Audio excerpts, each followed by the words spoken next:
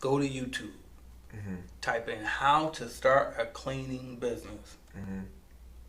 My video probably gonna be the one that pop up. You should watch that one. If I'm honest, because it's true. But even if mine don't pop up, just watch a video on how to do it.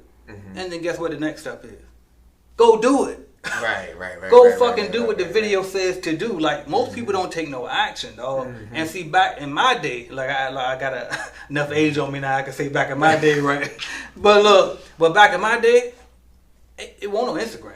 Right. When I got started in business, it wasn't on Instagram. Yeah, just MySpace only. And even on MySpace, I had a suit on in my profile picture because I was serious about business. Yeah, you was ready. You know what I mean? And so, but I had WikiHow.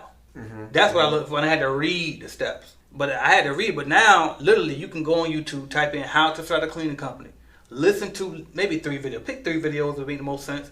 Do what they say, and that's it.